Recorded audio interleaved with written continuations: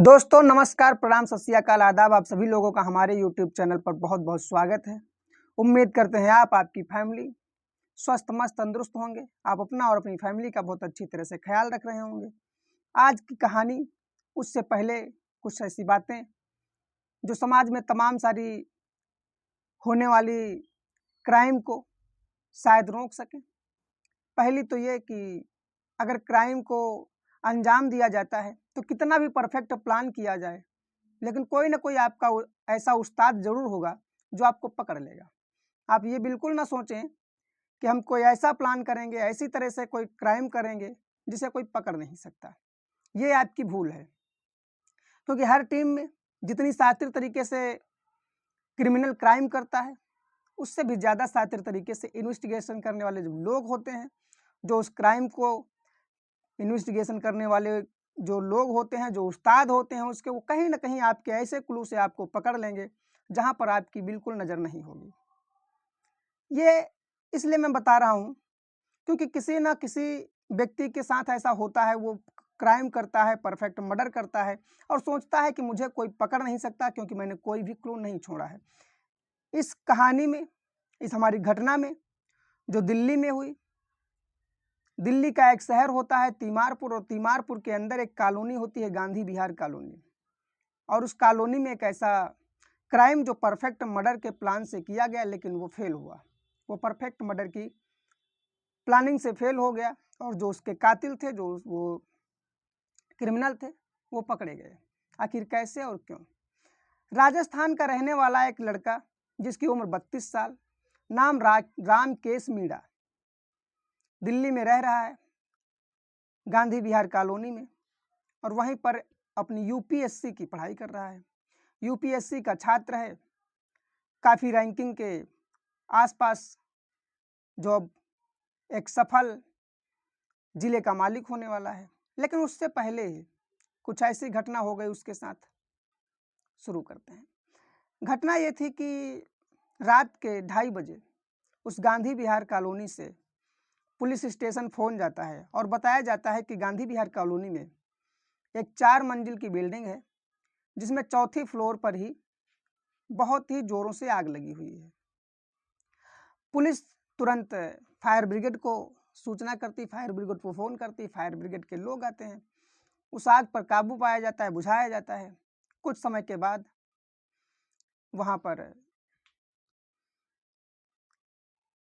जो छानबीन होती है, छानबीन के तहत जो मिलता है, पुलिस अंदर घुसती है। अंदर घुसने के बाद देखती है, जैसे ही पुलिस अंदर जाती है, देखती है कि पहली बात तो बड़ी मशक्कत से पुलिस अंदर जाती है क्योंकि दरवाज़ा अंदर से लॉक था।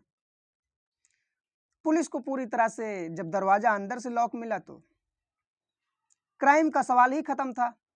अब तो एक हादसा था, कहीं धोखे से आग लगने के संकेत थे। हादसा ये था कि अंदर से अगर दरवाज़ा बंद है तो फिर अंदर देखा जाए कि हुआ क्या है। अंदर देखा गया तो सिलेंडर में आग लगी थी। पहले लोगों ने सोचा कि एसी में लग गई है, लेकिन बाद में जब पता लगाया गया, छानबीन हुई, तो अंदर जाने के बाद पता लगा कि आग सिलेंडर से लगी है, क्योंकि सिलेंडर फट गया था। वहाँ एक ऐसा धमाका हुआ था कि गांधी विहार कॉलोनी के सभी लोगों की नींद टूट गई थी। उस धमाके से सभी लोग जग गए थे। रात के 2:30 बजे सारे लोग घर के बाहर और उस क्राइम सीन को देख रहे हैं। लेकिन आखिर सिलेंडर में आग लगी तो लगी कैसे? सवाल ये खड़ा होता था, क्योंकि रात के 2:30 बजे कोई खाना तो नहीं बना रहा होगा, और खाना बनाने वाला अगर शख्स था तो बेड पर लेटा क्यों था? क्योंकि एक वहाँ पर बेड होता है और बेड पर एक लड़का जिसकी उम्र 32 साल, नाम रामकेश मीणा, उसकी डेड बॉडी पड़ी है, ज़्यादा से ज़्यादा जल चुकी है। जली हुई बॉडी देख करके आदमी, जो पुलिसकर्मी थे, वो हैरान रह जाते हैं कि इसमें कोई आदमी भी जल गया। खैर देखा गया, पुलिस की कुछ समझ में नहीं आया, अपना जो भी कार्रवाई थी की और वापस चले गए। वहाँ पर सुबह पुलिस के दिमाग में एक बात नाचती रही कि अगर रामकेश मीणा मारा गया या उसके घर में आग लगी तो रामकेश मीणा लेटा हुआ क्यों था? सो रहा था इस वक्त रात में? अगर सो रहा था तो आग कैसे लग गई? और जग रहा था तो भाग भी सकता था। या दरवाज़ा खोलता या लोगों से कोई ना कोई बात करता, क्योंकि सिलेंडर दगने का समय ये नहीं होता है कि जिस तरह से दगा रात के 2 बजे। दूसरी बात, पूरी बात ये थी कि सिलेंडर दग गया तो भाग क्यों नहीं पाया, क्योंकि सिलेंडर में पहले आग लगती है, काफ़ी देर के बाद सिलेंडर दगता है, उसे अपना बचाव कर लेना चाहिए था। पुलिस के दिमाग में कई सारे सवाल थे। पुलिस उन सवालों को लेकर के बहुत हैरान। पुलिस ने सुबह फॉरेंसिक एक्सपर्ट को बुलाया और वहाँ पर फॉरेंसिक एक्सपर्ट पहुँचे और फॉरेंसिक एक्सपर्ट पहुँचने के बाद में उसकी इन्वेस्टिगेशन की। पुलिस और इन्वेस्टिगेशन करने वाले जो एक्सपर्ट थे फॉरेंसिक, सभी लोगों के दिमाग में बस यही था कि सिलेंडर की फटने की वजह से रामकेश मीणा की मौत हुई। रामकेश मीणा की ही वो लाश थी। इसका पता लगाने के लिए उस बिल्डिंग के मालिक से पूछताछ हुई तो बिल्डिंग के मालिक ने कहा कि ये राजस्थान का रहने वाला यूपीएससी का छात्र है, इसका नाम रामकेश मीणा है। अब इन सारी चीज़ों को लेकर के पुलिस थोड़ा सतर्कता में आई, लेकिन अब कोई ऐसा क्लू नहीं था जिसकी वजह से पता लगाया जा सके कि आखिर ये क्राइम है या हादसा। लेकिन एक्सपर्ट जो वहाँ पर फॉरेंसिक एक्सपर्ट था, उसने एक दिमाग लगाया। वो इस चीज़ में उलझ गया कि दरवाज़ा तो अंदर से बंद है, लेकिन रामकेश मीणा के जो सर फटा, उसके शरीर के कई टुकड़े हो गए, मतलब कई चिथड़े हुए, वो आखिर कैसे हो गया?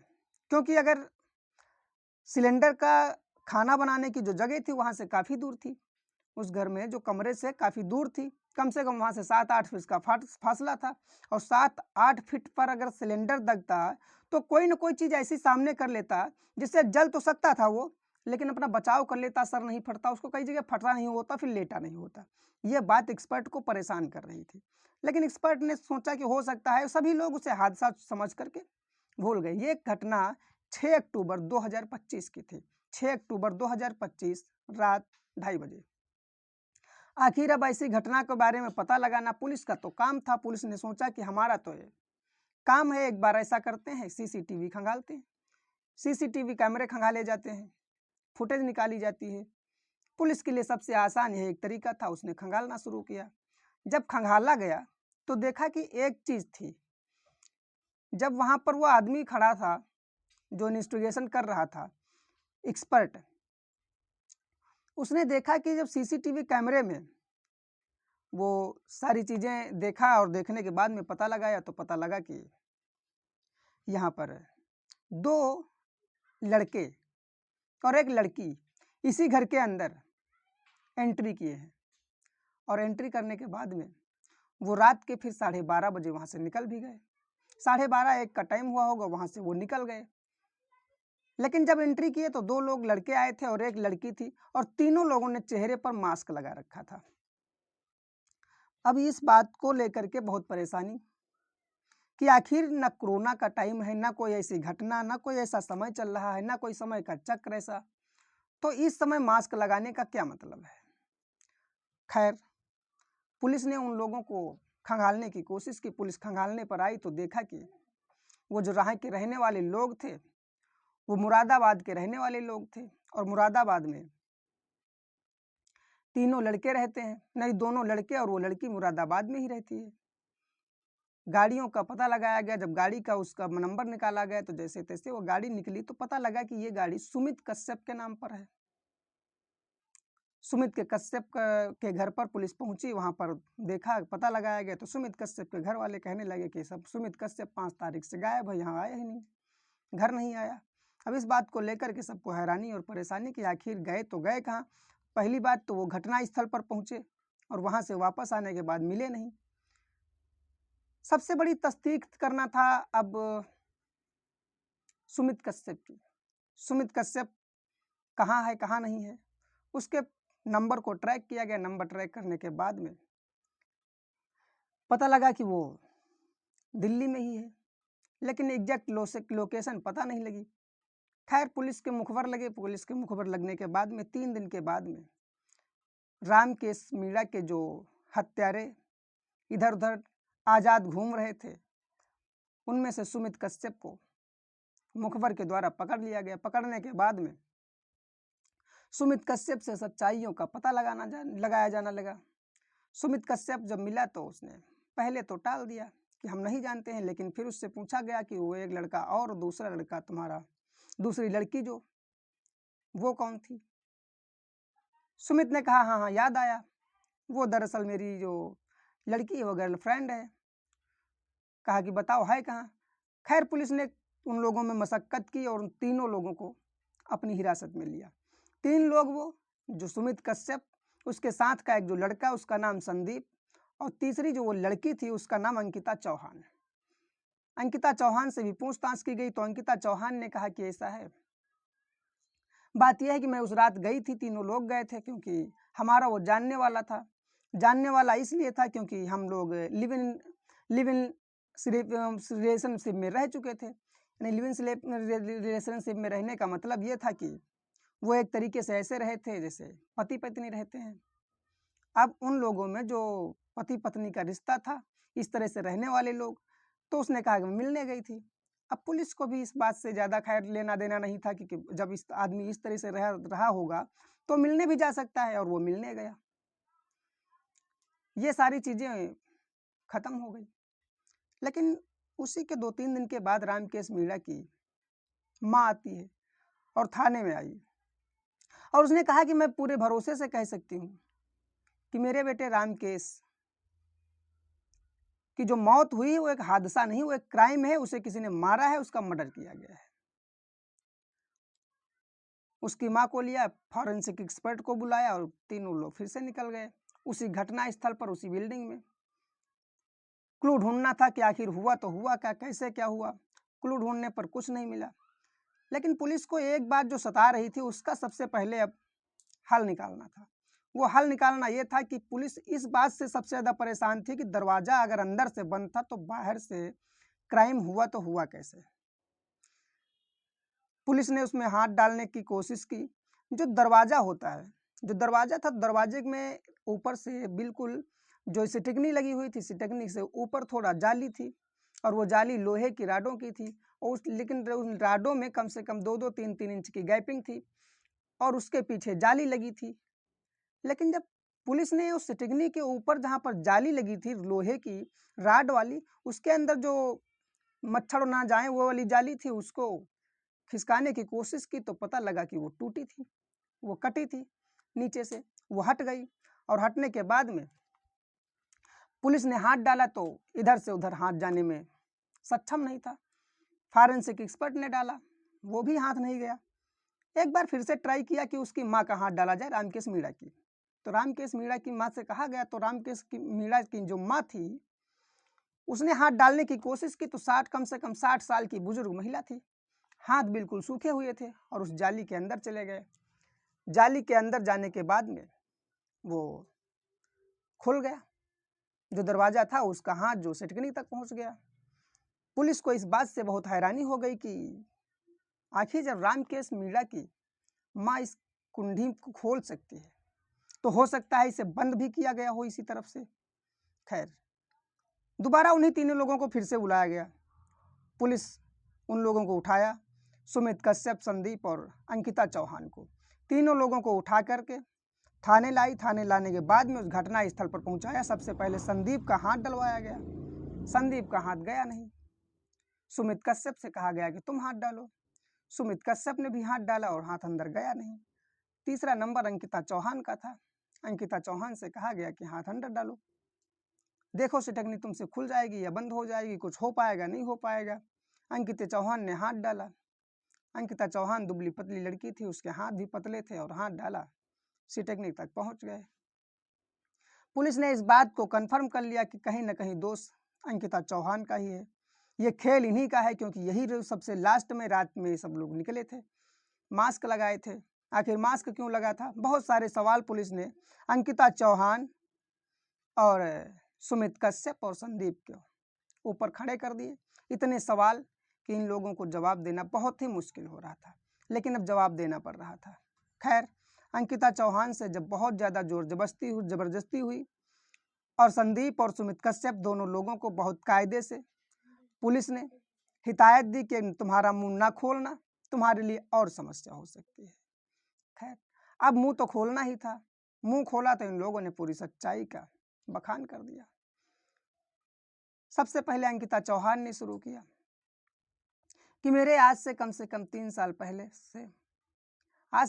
पहले से इस रामकेश मीणा के साथ अच्छे संपर्क थे, अच्छे संबंध थे। हम काफ़ी दिन एक साथ में लिव इन रिलेशन में भी रहे। उसके बाद में पता लगा कि जो रामकेश मीणा है ये तमाम सारी लड़कियों के, कई लड़कियों के साथ रहा और कई लड़कियों के साथ रहने के बाद में उसकी अश्लील तस्वीरें, गंदी फोटोज अपने हार्ड डिस्क में छुपा रखा है। खैर, अब इन सारी चीज़ों को लेकर के जब खुलासा करना शुरू किया तो बताया कि जब मुझे पता लगा तो मैंने मांगने की कोशिश की। एक बार मुझे पता लगा कि मेरे भी अश्लील वीडियो और फोटो रामकेश मीणा के हार्ड डिस्क में हैं और हमने मांगने की कोशिश की तो हार्ड डिस्क उसने दिया नहीं, ना ही उसने ऐसी बात बताई। उसने कहा कि नहीं, ऐसा नहीं करता हूं मैं, तुम्हारे कोई वीडियो और तुम्हारे कोई फोटो हमारे पास नहीं है, लेकिन उसे मोबाइल भी नहीं दिखाया। अब इस बात को लेकर के अंकिता चौहान के मन में शक हुआ, लेकिन बहुत कोशिश की और जब नहीं मिला उसको, वो सफलता नहीं पाई। रामकेश मीणा ने उसे वीडियोज और फोटो वापस नहीं दिए। जो भी तस्वीरें, जब लिविंग रिलेशन में रहते थे तो नंगे फोटो भी होंगे, बिना कपड़ों के भी होंगे, इस प्रकार से फोटोज थे, जिसकी वजह से अंकिता चौहान के जिंदगी में आने वाले समय में कठिनाइयां खड़ी हो सकती थी, समस्याएं हो सकती थी। इसलिए वो चाहती थी, लेकिन रामकेश मीणा ने ऐसा नहीं किया। उसे फोटोज नहीं लौटाए, उसके वीडियोज नहीं वापस किए, नहीं डिलीट किया उसने। फिर अंकिता चौहान ने मुरादाबाद का सफ़र तय किया। मुरादाबाद गई, अपने घर पहुंची। घर पहुंचने के बाद में उसका सबसे पुराना, जब गांव में रहती थी, अब तो इस समय पढ़ाई दिल्ली में कर रही थी, वो भी फॉरेंसिक एक्सपर्ट की, जो फॉरेंसिक साइंस है वो पढ़ाई कर रही थी। किसी दिन ये फॉरेंसिक एक्सपर्ट बन जाती, लेकिन उससे पहले अपने भविष्य को चौपट कर दिया। खैर, घर गई, उसने पूछा सुमित कश्यप के बारे में, तो घर वालों ने सुमित कश्यप का एड्रेस दिया। ये सुमित कश्यप के पास पहुंची, क्योंकि सुमित कश्यप इसका पुराना बॉयफ्रेंड था। जब सुमित कश्यप के पास पहुंचती है, अपने बॉयफ्रेंड के पास, तो उसने पूरी हालात बताए, पूरी हकीकत बताई। तो सुमित कश्यप और अंकिता चौहान दोनों लोग वहां से निकले और निकलने के बाद संदीप को लिया। संदीप भी मुरादाबाद का था। खैर, जब वो लोग वापस आए, दिल्ली पहुंचे, तो दिल्ली पहुंचने के बाद में सबसे पहले एक प्लान बनाया कि कोई ऐसा मर्डर किया जाए, इसे रास्ते से ही हटा दिया जाए, और रास्ते से हटाने का जो तरीका हो वो किसी को पकड़ में ना आए, बहुत ही सफल तरीके से। दूसरी बात, फॉरेंसिक एक्सपर्ट, जो लोग क्राइम सीन को छानबीन, इन्वेस्टिगेशन करने का काम करते हैं, जब उन्हीं में से कोई लोग, मान लो जब कोई डॉक्टर हो और वो अगर अपने तरीके से क्राइम करे, तो वो ऐसी कोशिश करेगा ताकि वो पोस्टमार्टम रिपोर्ट में भी ना पकड़ा जाए। कोई ड्राइवर अगर किसी को जान से मारता है तो वो इस तरह से मारेगा कि उसे सिर्फ हादसा से महसूस हो, एक्सीडेंट हो, ना कि उसका मर्डर साबित हो। ऐसी चीज़ें होती हैं लोगों के अंदर। तो जो लोग उस मामले में परफेक्ट होते हैं, जिस अपनी लाइन में, जिस लाइन में काम कर रहे होते हैं, अगर उस लाइन पर देखा जाए तो उसे पकड़ना बहुत मुश्किल होता है। लेकिन कहीं ना कहीं, मैंने शुरुआत में भी कहा था कि आपसे ऐसी चूक हो जाएगी जहां पर आप पकड़े जाएंगे, और वही हो गया था। दरवाजे की कुंडी अंदर से बंद करना, वो एक क्लू था, और अंकिता चौहान का हाथ चला जाना, ये एक सबसे बड़ा पुख्ता सबूत हो चुका था। खैर, इसी वजह से अंकिता चौहान पकड़ी गई और उसने पूरी हकीकत बताई कि जब उसने नहीं दिया तो हम लोग रात के 11 बजे उसके घर गए। वहाँ से फिर 1-1:30 बजे उसको, रामकेश मीणा को, तीनों लोगों ने गला घोंट के मार डाला। सबसे पहले तो रामकेश मीणा को तीनों लोगों ने गला घोंट के मार डाला। मारने के बाद उसको बेड पर लिटाया, और बेड पर लिटाने के बाद में उसके कम से कम 2 फीट की दूरी पर, जितनी बड़ी उसकी पाइप होती है गैस सिलेंडर की, रबड़ की, जहाँ से गैस रिलीज होती है, उसको, उसके सिलेंडर को और उस पाइप को बेड के आसपास कर दिया, और रामकेश मीणा को बेड पर लिटाया, उसके ऊपर पेट्रोल छिड़का, और उसके बाद में गैस बहुत ही स्लोली रिलीज कर दी गई। दरअसल इसका भी परफेक्ट आदमी था, जो सुमित कश्यप था, उसके पास गैस एजेंसी थी। वो गैस के बारे में बहुत ज़्यादा जानता था। एलपीजी की जो एजेंसी थी उसके बारे में इतना अनुभव था कि वो सब कुछ समझता था कि कैसे कैसे हम गैस सिलेंडर का इस्तेमाल करके इसको एक हादसा साबित कर सकते हैं। उसने उसको हादसा साबित करने में कोई कसर नहीं छोड़ी। गैस को इतनी स्लो तरीके से रिलीज किया कि गैस धीरे धीरे रिलीज होना शुरू हो गई। उन लोगों ने आग लगाया। आग लगाने के बाद में वहाँ से निकल गए। अभी तो वो पाइप के पास जो आग थी वो जल रही थी, धीरे धीरे बिस्तर जल रहा था।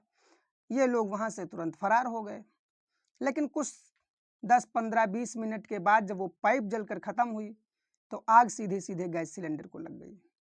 और आग जब गैस सिलेंडर को लगी तब तक आग जोर पकड़ चुकी थी। जैसे जोर पकड़ती है पेट्रोल पकड़ती है, पेट्रोल जलने लगता है, बिस्तर जलने लगता है, रामकेश मीणा की लाश जलने लगती है।